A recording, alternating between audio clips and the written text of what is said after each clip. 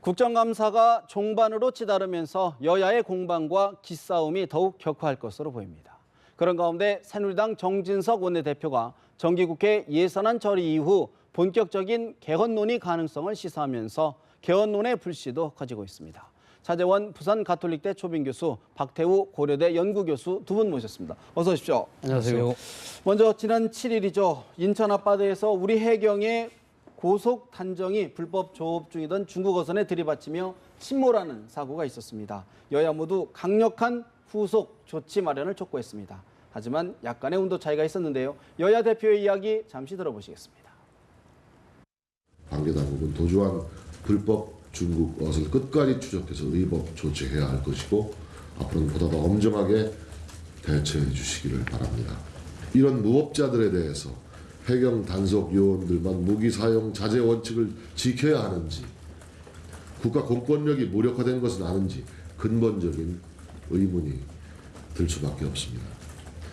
새누리당은 이번 국회에서 서해 5도 전담 해양경비안전서 신설 등 관련 인력 및 장비 보강 대책을 검토하겠습니다. 해경의 고속 단정이 침몰한 것은 주권 국가로서 국격과 공권력이 심각하게 훼손되고 국민들 자존심이 공격받은 사건이라 할 것입니다. 문제는 사고 사실을 은폐하려 했다는 것입니다. 또다시 국민을 속이는 정부, 국민 안전보다 윗분 심기 걱정하는 국민안전처, 국민들에게는 물대포를 쏘아대고 불법 중국 어선에게는 해경이 두들겨 맞는 현실은 잘못되어도 한참 잘못된 것입니다. 새누리당 정진석 원내대표 끝까지 추적해서 의법 조치해야 한다. 서해 5도 해양경비안전서 신설 등을 검토하겠다고 밝혔습니다. 추미애 더불어민주당 대표, 국민들의 자존심이 공격받았다. 그런데 문제는 해경의 사고를 은폐하려는 시도가 더 문제라고 꼬집었습니다. 박 교수님, 먼저 이게 단속에 중국 어선들이 저항하는 경우는 있었지만 고속 단정을 공격하는 경우는 좀 드물었거든요. 이번 사안 어떻게 평가하고 계십니까? 네, 그렇습니다. 그동안에 끊임없이 제기되는 문제인데 우리 해양당국에서 좀 중국이 아무래도 강대국이다 보니까 그런 걸 의식해서 좀 미온적으로 대처하고 강력한 공권력을 발동을 못했어요. 그러다 보니까 이게 이제 골마 터져서 이번에 이런 지경에 왔는데 저는 새누리당의 입장이 물론 그게 은폐하려고 한 것보다는 여러 가지 이제 고민 속에서 강력하게 이제 대책안까지 만들고 하다 보니까 좀 뒤늦게 대책안을 내서 안전 이제 도서 서해안 전담하는 도서 이제 전담 기구까지 만들어서 하겠다 이런 워딩이 나왔습니다. 늦었어요. 좀 빨리 했어야 됐고요. 그런 의미에서 저 야당이 이번에 강력하게 이야기하는 거는 저는 지당하다고 봅니다. 왜냐하면 야당 입장에서는 공권력이 그렇게 주권 국가인 대한민국의 그런 해양 주권이 중국이라는 그런 대국에서 짓밟히는 사례가 이번에 아주 본격적으로 나타난 거는 여당보다는 야당에서 목소리를 더 크게 내줘야 되는데 외교적으로 그래야지 또 그것도 안전하고 좀 여러 가지 명분이 더 있어요. 그런데 이제 백남기 씨하고 비교해서 하는 거는 조금은 적절치 못한 것 같아요. 그거하고는 좀 별개 사안 아니겠습니까? 네. 안보 문제하고는 좀 다른 문제 아니냐 이렇게 보셨는데요. 차 교수는 어떤 시각이신지요? 오늘 아까 방금 말씀하신 것처럼 이번 사건에 대해서 여야가 이번에 우리의 그 해양 주권, 우리 영토 주권 확실히 확보해야 된다는 차원에서 중국에 대해서 책임을 엄중히 물어야 되고 그런 부분에 대해서 이번에 우리 고속 단정을 침몰시킨 그 가해 어선을 적발하고 처벌하는 문제에서 한 목소리를 내는 것은 당연하다고 봅니다. 당연하다고 보는데 다만 지금 현재 이 고속 단정이 그 침몰한 부분에 대해서 국민안전처가 신속하게 국민들의 공개를 하지 않고 이분은 뭔가 좀 은폐하려는 그런 의도가 있었던 것이 아니냐. 그것이 결국은 청와대 눈치를 보고 또 권력의 눈치를 보는 그런 측면이 더 급급하다 보니까 정작 우리 주권과 우리 어선, 우리의 그 국민 보호라는 그런 본령을 무시한 측면이 있지 않느냐. 그것은 야당으로 충분히 지적할 수 있는 문제이기도 한데요. 또 하나는 야당이 오늘 공개적으로 이야기는 하지는 않았지만 이렇게 지금 이제 중국 어선들이 지금 우리나라 서해 바다를 마음껏 유린하는 상황에서 과연 지난번 세월호 사건이 터지고 난 뒤에 해양경찰청을 해체한 것이 과연 옳았느냐. 그 부분에 대한 문제 제기도 분명히 깔고 있다고 봅니다. 저는 아마 내년 대선에서 이 부분도 상당한 하나의 쟁점으로 부각되지 않을까 생각을 지울 수가 없습니다. 국민안전처, 지진이다, 해경 문제다 여러 안팎의 도전을 받고 있는 것 같습니다. 좀 대응 이제라도 좀 신속하게 국민들이 좀 가려운 곳을 좀 긁어주는 그런 기구가 되길 기대해 보고요. 국감 이야기를 좀 넘어가 보겠습니다. 사실 이제 20대 국회가 반환점을 돌았습니다. 여러 정치권 안팎에서 제기된 의혹들에 대해서 증인 채택을 놓고 여야가 한치의 양보 없는 기싸움과 설전을 벌이고 있습니다. 여야 대표들의 평가 잠시 들어보실까요?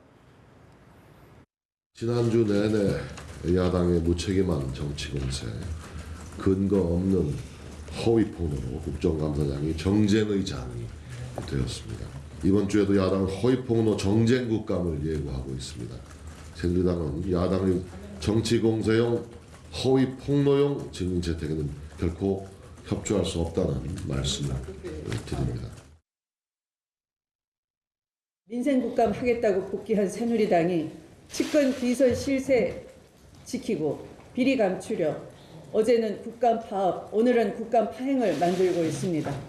민생을 지키겠다는 약속은 국민을 위한 민생이 아니라 정권 민생, 측근 민생, 친인척 민생이 되어버렸습니다. 새누리당은 이제라도 마지막 남은 국감 기간 동안 청와대로만 집중된 레이더 센스를 국민들에게 돌려 민생 챙기는 정당의 모습을 보여주십시오. 20대 국회 첫 국정감사를 우리는 유령감사가 되고 있다.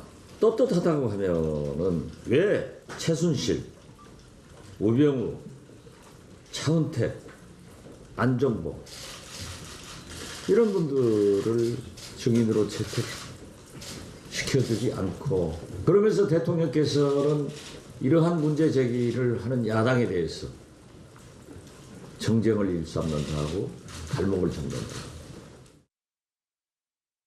새누리당 정진석 원내대표 지난주 내내 야당의 근거 없는 정치 공세가 있었다. 국감에 허위 폭로용 국감 증인 채택할 수 없다. 강하게 이야기했습니다. 추미애 대표 민생 국감을 하겠다며 복귀한 새누리당 국감 파행을 만들고 있다. 레이더를 국민에게 돌려달라. 박지원 비대위원장 야당이 정쟁을 일삼는다고 발목을 잡는데 증인 채택 없는 국감 어떻게 하느냐는 말이냐 불평을 이야기했습니다. 자 교수님, 여야의 국감 중간 평가가 좀 사뭇 다른 것 같습니다. 어떻게 평가하시는지요? 방금 말씀하신 그 내용을 우리가 좀 옛날 걸 생각을 해보면 옛날에도 항상 국감이 한 일주일 정도 거의 마무리 정도 되면 항상 똑같이 되풀이되는 평가와 진단 그의 구사되는 의의하고 거의 똑같거든요.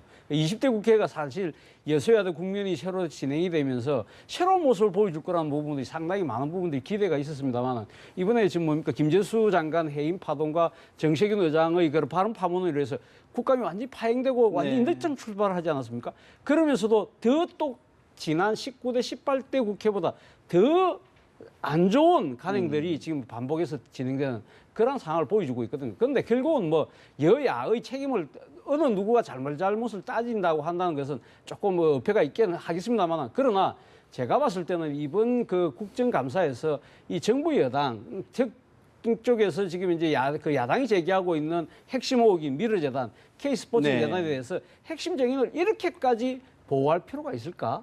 뭔가 좀 그렇게 자신 있다고 한다면 왜 이 부분을 국민들이 더 당당하게 이야기를 하지 못할까? 그런 아쉬움을 치울 수가 없다는 거죠. 반면에 야당 같은 경우도 사실 어떻게 보면 이 아주 핵심 쟁점 의혹이라는 이 미르재단과 K스포츠 재단에 대한 쟁점들이 여러 언론에서는 지적이 됐지만 그것을 넘어서는 결정적인 한 방이 없다. 그런 측면에서 보니까 지금 이제 국민들 이 상황을 바라보는 국민들 입장에서는 상당한 답답함과 상당한 또 어떻게 보면 실망을 금할 수 없는 그런 상황이지 않을까. 결국은 지금 이제 국정감사에서 이 부분이 해결되지 않는다면 지금 국정감사는 어차피 정해진 기간이 있기 때문에 끝나긴 하겠습니다만 이번 정기국회에서는 또 이 문제가 결국은 다시 또 이월이 돼서 특별검사, 특검 공방으로 또 이어지면서 아마 지금 12월 달로 예정되어 있는 내년 정기국회까지도 그 예상국회까지도 상당한 악영향을 미칠 수밖에 없는 그런 상황이라고 봅니다. 사실 뭐 이런 부분들이 사실은 정치적 피로감까지 가져오는 것 아니냐 그런 지적이신데 박 교수님은 어떻게 관망하고 계십니까?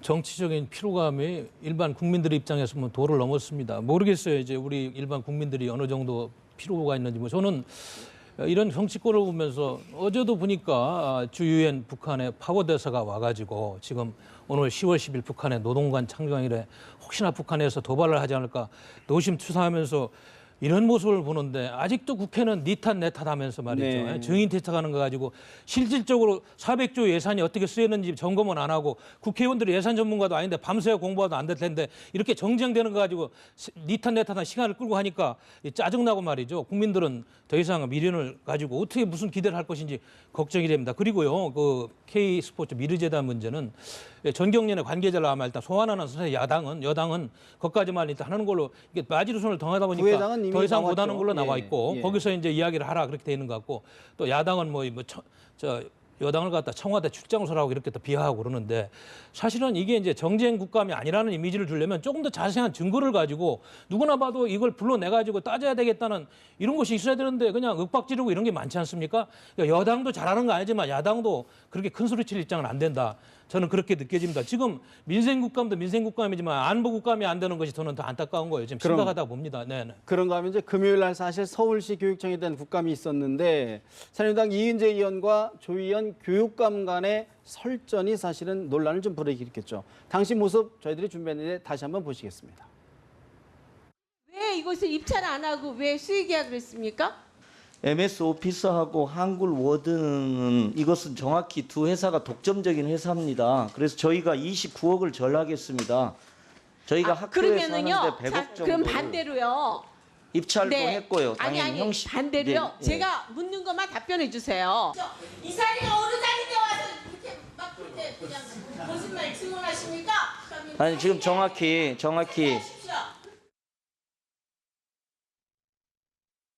아무것도 모르면서 수의 계약이 당연하다는 듯한 조 교육감의 답변에 최근 불거진 1년의 부패 비리에 대해 사퇴를 촉구했으나 너무 무감각하다는 느낌을 받아 순간적으로 언성이 높아졌는 바 국민들에게 송구하다는 말씀을 드립니다. 제가 굉장히 억울합니다. 왜냐하면 그거를 들으신 분들은 제가 MS가 뭔지 한컴이 뭔지를 구별을 못하는 사람인가 보다 그렇게 생각하는데 사실 저는 이 부분에 대해서 이 용어에 대해서는 귀에 잘 알고 있었고 한컴에 대해서 질의했는데 계속 MS 부분에서 하니까 어떻게 이런 일이 있을 수 있을까?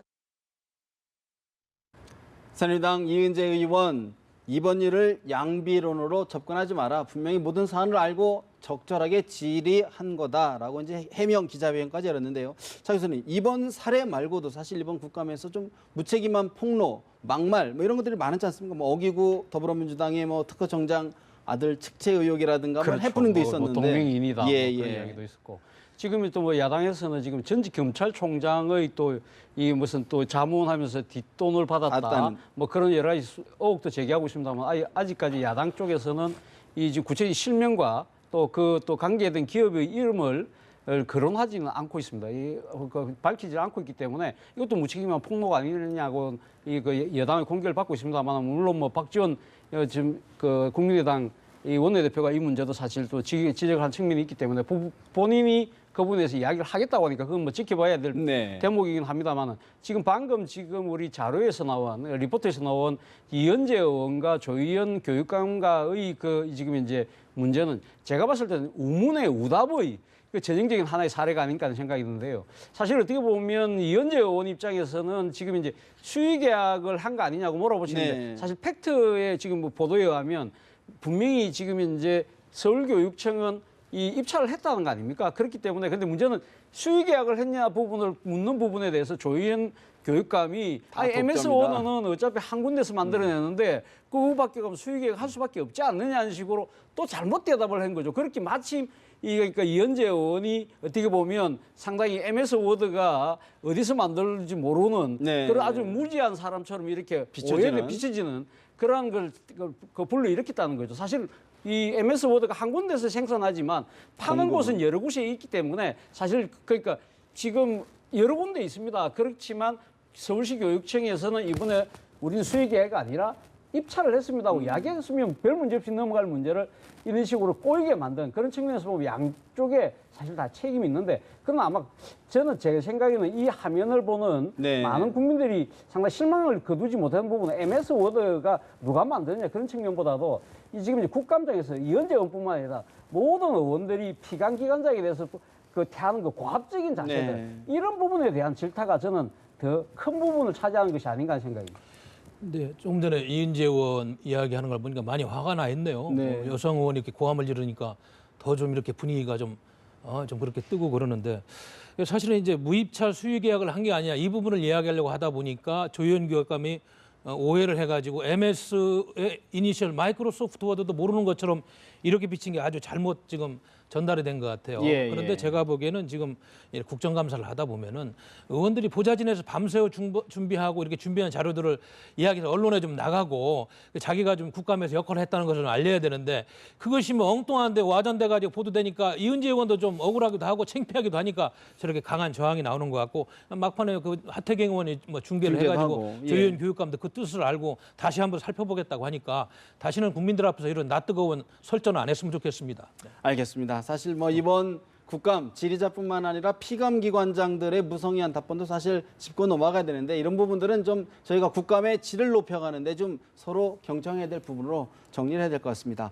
문재인 전 대표 이야기를 좀 해보겠습니다. 초대형 싱크탱크를 출범시켰는데 경제 문제에 이어서 안보 문제에도 목소리를 냈습니다. 사드 배치 잠정 중단하자라는 제안을 내놨는데 당장 새누리당 반발하고 있습니다. 정진석 원내대표 이야기 들어봅니다.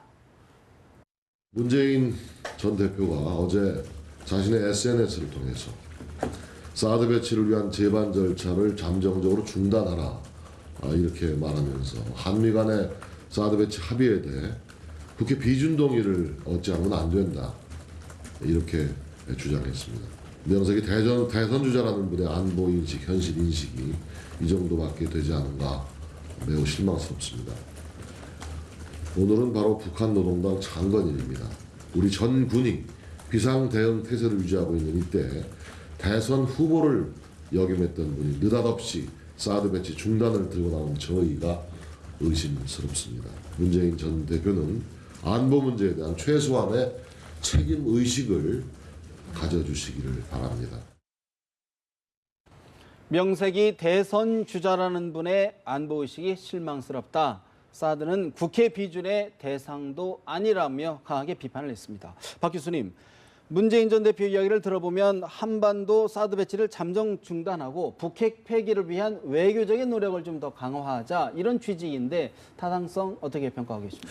근데 문재인 대선 후보는 노무현 정권 때 비서실장을 하고 핵심적인 그런 어떤 일을 하셨는데 사실은 북핵 문제가 오늘까지 올 때 햇볕 정책을 추진한 김대중 노무현 정부에서 간 많은 자금들이 북핵 개발하는 데 전용됐다는 그런 사실들이 있는데도 이런 이야기를 하면 안 되죠. 북한 핵을 만드는데 일정 부분 책임 있는 사람들이 사드 배치를 통해 가지고 강하게 막자고는 못할 망정 그거를 보류하도록 하는 건 중국을 지나치게 의식하는 거예요. 중국 공산당이 언제 대한민국 안보를 위해서 걱정해 줬습니까? 앞으로도 그렇게 할 겁니까? 그건 아니라는 거죠. 그래서 제가 보기에는 예. 이 안보 문제를 가지고 문재인 대표가 이렇게 지금 이야기하는 거는 저는 제가 문재인 대표 참모라면 정말 사드 배치 문제만고 이렇게 가지고 가서는 안 된다고 봅니다. 경제 문제는 좋아요. 얼마나 진보적으로. 그러나 안보 문제만큼은 북핵 문제에 책임이 있는 과거의 집권당의 핵심 실세가 이렇게 접근하는 것은 과거의 핵 문제를 이렇게까지 오기에는 방치한 그런 책임을 일부분 통감한다는 그런 반성이 있는 게 아니고 오히려 이거를 피하라는 말이죠. 네. 아주 잘못된 그런 접근대도다. 그래서 저는 앞으로라도 문재인 대표께서 이 북핵 문제가 나오면은 과거에 이러이러한 잘못해 가지고 오히려 북핵 청문회까지 해야 되지만은 앞으로가 중요하니까 우리가 단합해서 북한의 핵 문제를 잘 다룰 수 있도록 이렇게 하자. 이게 맞지. 이걸 무조건 이렇게 반대하고 이러면 무슨 해결책이 있는 거예요. 그리고 북한이 대화를 통해 가지고 해결되는 상대입니까? 네. 이미 국제사회도 그거를 끊는 지가 오래됐어요. 그래서 뭐 전쟁을 하자는 이야기나 중국 공산당이 무섭다. 이런 논리 가지고 국민들을 현혹하면 안 됩니다. 이제 답은 한 가지예요. 온 국민과 국제사회가 단합해 가지고 정말로 국제사회를 이탈하고 있는 독재 정권의 잔인함에 대해서 우리가 인식하고 압박을 통해서 그걸 해결하는 수밖에 방법이 없는 겁니다. 저는 그렇게 문재인 생각합니다. 전 대표가 집권을 위해서라도 사드 안보 문제만큼은 적극적으로 인정을 하고 수긍을 하고 추진해야 된다. 그런 말씀이시죠? 저는 그렇게 생각합니다. 어떻게 보십니까, 정 교수님? 저는 생각이 조금 다른데요. 아마 저는 뭐 문재인 대표가 어제 그 이야기하신 부분은 나름대로 이 지금 한반도 그 안보 상황을 충분히 그 고려한 나름대로 고육지책에서 나온 이야기가 아닌가 하는 생각인데요. 사실 뭐 아시다시피 문재인 전 대표는 이 사드 배치를 전면적으로 반대를 해왔습니다. 근데 어제 지금 하신 얘기를 가만 들어보면 사드 배치는 거의 기정사실화된 건데 지금 당장 이제 그 뭡니까 성산포대에서 롯데 골프장으로 옮기는 부지까지 결정됐으니까 사실은 기정사실화된 거 아니냐. 그렇기 때문에 지금 된 상태에서 단지 갖다 놓는 거 조금 늦추자. 왜 그러느냐? 지금 현재 이 지금 북한이 5차 핵실험하고 난 뒤에 지금 이제 대북 강경론들이 지금 여러 곳에서 나온다는 거죠. 특히 지금 한국뿐만 아니라 문제는 지금 현재 사실 군사적 타격권을 갖고 있는 미국에서 지금 이야기가 나오고 있고 아까 방금 말씀하신 대로 지금 미국의 유엔 대표 그 부의 대사인 네. 셔먼 파워가 어제 한국에서 와서 모든 수단을 다 동원하겠다는 이야기에 보면 상당히 군사적인 선제 타격의 아마 그런 논리도 숨어 있는 것 같은데요. 이러한 부분들을 아마 지금 현재 이 내년 대선에 지금 현재 뛰어서 나라를 담당하고 겠다는 생각을 갖고 있는 네. 문재인 전 대표 입장에서는 이렇게 한반도 상황이 일촉즉발로 가서 되겠느냐. 결국 강대강으로 가서 남는 것이 무엇일까. 그러한 부분들에 대한 고민이 담겨 있는 것이 것이다. 아닌가. 그래서 결국은 군사적 제재도 분명히 필요하지만 그때 필요할 때 필요하더라도 준비는 하되 그 이전에 무슨 노력을 하느냐. 외교적 노력을 통해서 풀 수 있는 방안을 좀 더 찾아보자. 강구하자. 그런 상황을 통해서 중국도 이끌어내고 북한도 대화 테이블을 이끌어내서 뭔가 조금 건전적이고 발전적인 방향으로 풀어나가자는 나름대로의 고민이 담긴 저는 나름 그런 제시가 아닌가 생각합니다. 일각에서는요. 사실 이제 경제 공약에서 국민 성장 담론을 꺼내 들었는데 일전 잠정 중단하자 역시 어떤 중도층을 공략하기 위한 대선 그렇죠. 포석 아니냐. 그렇죠. 그러니까 전면 반대에서 지금 일종의 한 발을 뺐거든요. 네. 빼면서 지금 현재 일단은 지금 군사적 제재 이야기를 하기 전에 우리가 할 수 있는 외교적 노력을 다하자는 식으로 이야기를 함으로써 지금 현재 한반도 안보 국면이 상당히 심각한 상황으로 지금 제기되면서 네. 상당히 말없는 다수가 걱정하고 있는 부분도 분명히 있거든요. 예. 그런 부분들의 이제 어떻게 보면 욕구를 자아가는 측면도 분명히 있는 거죠. 그런데 아니 대한민국이 바보가 아니잖아요. 이 이상 어떻게 더 인내를 하고 더 기다립니까? 지금 핵 문제는 초시계 돌아가는 시가 들립니다. 내일이라도 컴퓨터 오작동이라도 핵 문제 나오면 뭘 가지고 대처할 거예요? 지금 그렇게 한가하지 않습니다. 정치권에서 만약에 그런 인식을 한다면 그거야말로 직무유기고 대단한 책임 방기예요. 그렇기 때문에 오히려 야권이 나서가지고 이 문제를 여권을 보고 더 독촉을 하고 이래도 부족한 상황인데 지금 뭘 믿고 우리가 이걸 뭐 연기하자고 그러고 더 시간을 갖고 이야기하자고. 북한하고 대화해서 우리가 얻은 게 있습니까? 신뢰성이 있어요? 중국 공산당이 유엔 제재하는 거 협조한 적 있습니까? 육자회담이 뭐 조금이라도 이뤄낸 거 있어요? 시간 주고 돈 줘서 북핵 만드는 거예요. 이 문제를 그렇게 안이하게 인식하면 국민들이 정말 믿지 않습니다. 저는 그 부분을 지적하는 겁니다. 이 부분만큼은 정확하게 사드만큼 그렇습니다. 짚고 넘어가자 그런 말씀이시네요. 어떻게 사실 이 문재인 전 근데 대표 군사적인 지금 현재 사실 여러 가지 조치들을 했어요. 우리가 제압을 할 수 있다면 그거보다 더 좋은 방법이 있을 수 없겠죠. 그러나 현실적으로 그것이 가능하냐의 문제는 분명히 따져봐야 될 문제거든요. 사실 어떻게 보면 우리가 뭐 선제적 타격을 이야기를 하지만 그것을 현실화하기가 결코 쉽지 않지 않습니까? 그것이 갖고 올 또 후폭풍이라는 것이 결국은 우리의 삶과 이 생존의 문제와 직결되는 문제이기 때문에 쉽게 마지막으로 사용할 수 있는 하나의 옵션인 것이지 그것이 유일한 옵션인 것처럼 몰아가서는 안 된다는 거죠. 후일고 외양간 붙이지 말고 할 수 있는 거 하자는 얘기죠. 제가 항상 방송에서 이야기합니다. 안보 문제는 이스라엘 통해서 배워야 된다. 우리보다도 거기가 안보가 더 취약하지 않습니다. 그러나 맨날 핵 대피 반공훈련하고 핵 문제를 가지고 냉정하게 하니까 안보를 유지하는 거예요. 대한민국은 그런 면에서 국방력에 관한 정신이 부패해 있는 겁니다. 왜 이렇게 핵 문제가 지원받는데도 정치인들이 핵 대피 훈련 한번 하지 말자 이런 이야기를 안 하는 거예요. 네. 이렇게 안보 문제가 지금 들떠있기 때문에 그런 면에서 국민들도 걱정을 하는 거예요. 그 알겠습니다. 사실 뭐 이제 문재인 전 대표의 이야기 과연 이제 구체적으로 어떤 후속 대안들을 내놓는지 여부에 따라서 진정성 있는지가 좀 가려질 것 같고요. 그런가 하면 안철수 전 대표 현 정부의 창조경제를 거듭 비판하고 있습니다. 박 교수님, 지난번에는 창조경제 동물원에 비유를 했는데 이번에는 몇 년 뒤에 신용불량자 양산할 것이다 이런 비판을 했거든요. 어떤 맥락으로 보십니까? 좋습니다. 안철수 의원께서 뭐 대통령 꿈을 가지고 이런저런 대안을 내고 그런 건 좋은데 누차 이야기하지만 자꾸 워딩을 뭐 공정성장론이라 이런 거 다 할 수 있어요. 그러면 박근혜 정부가 지금까지 제시한 서비스 산업 발전 기본법이나 기타 노동개혁법 일자리 만들려는 그 숫자보다 더 정확하게 만들 수 있는 구체적인 안이 지금쯤 나와야 되는데 비판만 하고 대안이 없잖아요.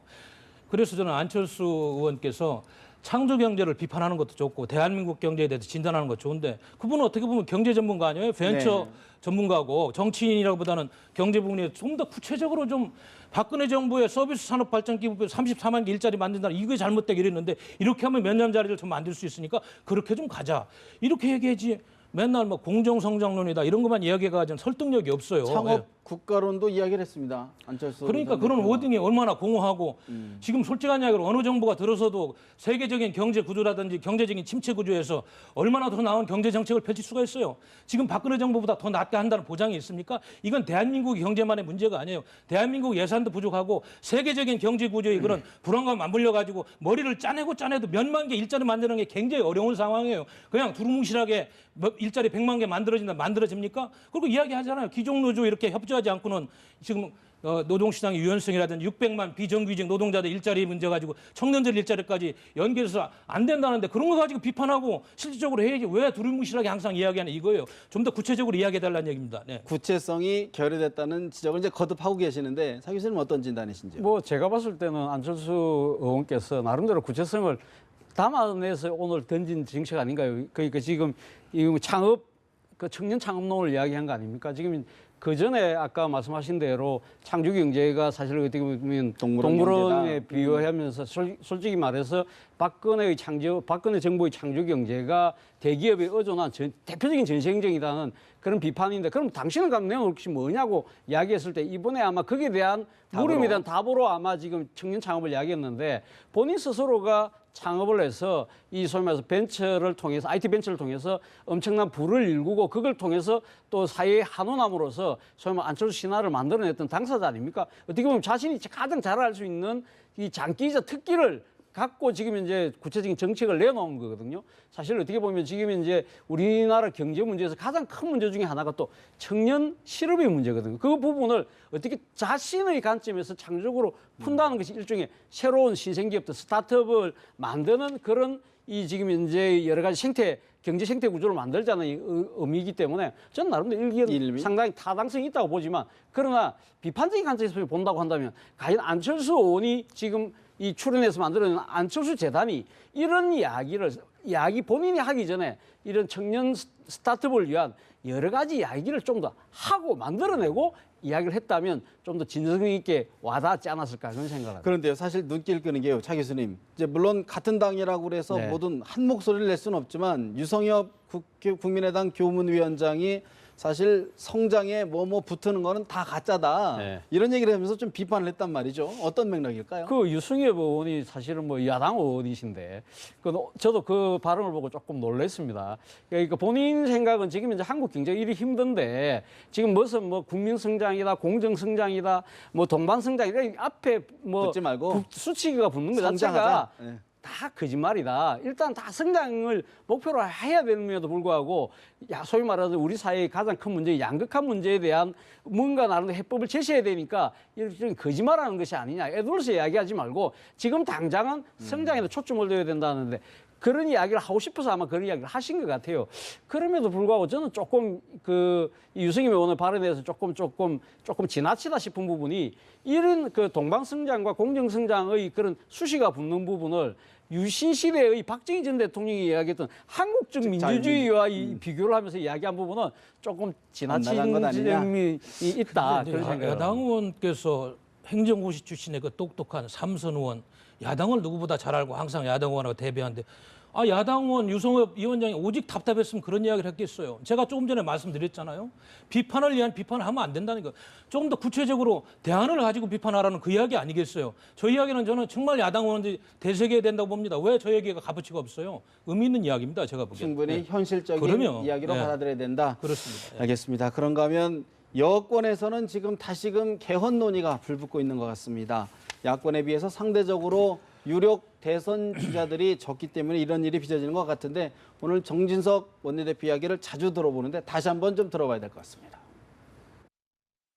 국회의원님들이 개헌 논의에 나서겠다고 하면 거부하기는 어려운 것이고 다만 국회의 개헌 논의는 또 그들만의 논의로 또 이렇게 비춰지면 그게 또 실효적인 논의가 되기가 어려울 거고 제왕적 대통령제의 폐해를 극복하라. 또 분권의 확립, 분권을 이루는 문제. 어떤 구상들을 해야 될지 이런 논의들이 지금 활발하게 있는 것 같아요. 청와대가 지금 당장 무슨 뭐 이런 개헌 논의를 주도할 여건은 전 아니라고 전 보기 때문에. 정진석 새누리당 원내대표, 국회의원들이 개헌 논의에 나서겠다고 하면 계속 거부하기 어렵다. 인위적으로 말릴 일 아니다라고 이야기를 했습니다. 박 교수님, 여러 가지 함의가 있는 것 같은데 청와대 정무수석이 실명으로 제동을 걸었어요. 아직 당분간은 때 아니다. 실명으로 제동을 걸었는데 어떤 맥락으로 보십니까? 청와대는 현재 권력을 운영하는 권력의 주체입니다. 1년여 남았는데 조금이라도 누수가 오면 지금 나머지 개혁 과제들 어렵습니다. 그러나 국회는 국민의 여론을 듣잖아요. 그리고 정진석 원내대표는 지금 박근혜 정권 말고 다음 정권을 또 생각해야 되는 그런 막중한 책무가 있습니다. 그리고 이 개헌론을 단지 정치권과 권력자 입장에서 보는 게 아니고 국민의 입장에서도 볼 필요가 있는 거예요. 예를 들면 다음 헌법 구조를 논의하는 데 있어서 국회의원 숫자를 300명을 한 200명으로 줄인다든지 지금처럼 갈등 구도가 첨예하고 포퓰리스트들이 국회에 많이 들어오니까 상하 양원을 만들어서 경륜 있는 참의원을 한 50명 신설해서 국민의 어떤 의견을 다양하게 수렴한다든지 여러 가지가 지금 필요한 거예요. 청와대는 그거하고 별개로 정치권이 그런 것마저 포기한다면 정치 이기능이 없는 겁니다. 네. 그래서 정진석 원내대표는 내년에 대선을 보니까 당연히 이 논의가 시작돼야지 지금 여러 가지 대선 주자를 함께 엮어가지고 권력을 나눠 가져야지 여러 주자들이 주저앉아가지고 협조할 거 아니겠어요? 예. 혼자만 먹는다고 그러면 다 튀어가지고 이게 엮어내기가 쉽지 않잖아요. 그런 정진석 정치권의 고민이 있는 거고 청와대는 청와대 나름대로 하되 지금은 하지 말고 좀 기다려라. 이런 메시지가 강하게 담아있다고 봅니다. 저는. 청와대 네. 입장에서는 지금 현재의 구도에서 과연 정치권이 개헌 논의를 이끌어낼 수 있겠느냐는 좀 불신이 있는 것 같아요. 어떻게 보십니까? 저는 그런 불신보다는 지금 청와대 입장에서는 지금 이제 정기국회가 끝나지 않았지 않습니까? 국감이 진행되고 있는 상황이고 지금 이제 국감보다 더 어떻게 보면 이 산 넘어 산이라고 이 지금 어떻게 보면 그 예산안 문제, 예산안과 또 갈려 있는 문제가 세법이지 않습니까? 예. 이런 부분들이 진짜 여러 가지 문제들이 있는데 이러한데 지금 여당이 집중하기보다 지금 이제 개헌 문제를 한다는 것 자체가 조금 한간 이야기일 수 있다는 생각을 하는 것 같아요. 그리고 무엇보다도 지금 이제 국정을 책임지고 있는 입장에서 보면 이번 국회에다가 지금 모든 전력을 쏟아야 된다. 그런 생각이 있는 것 같은데 저는 왜 그렇지만 왜 정진석 원내대표가 이 이야기를 하느냐? 저는 사실 이번에 그 정세균 의장 파문에서 국회가 상당히 마비됐지 않습니까? 이 과정에서 청와대 또 강성 친박이 상당히 득세하는 부분에 대해서 나름대로 견제구를 날리는 측면도 있다. 사실 먼저 개헌을 하기 위해서는 유력 대선 주자들 문재인, 안철수 전 대표 등등이 있는데 그분들의 의중이 또 어떤지도 하나의 주요 변수가 될 것 같습니다. 오늘 두 분 말씀 여기서 줄여야 될 것 같습니다. 차재원 부산 가톨릭대 조빈 교수, 박태우 고려대 연구교수 두 분과 말씀 나눠봤습니다. 말씀 고맙습니다.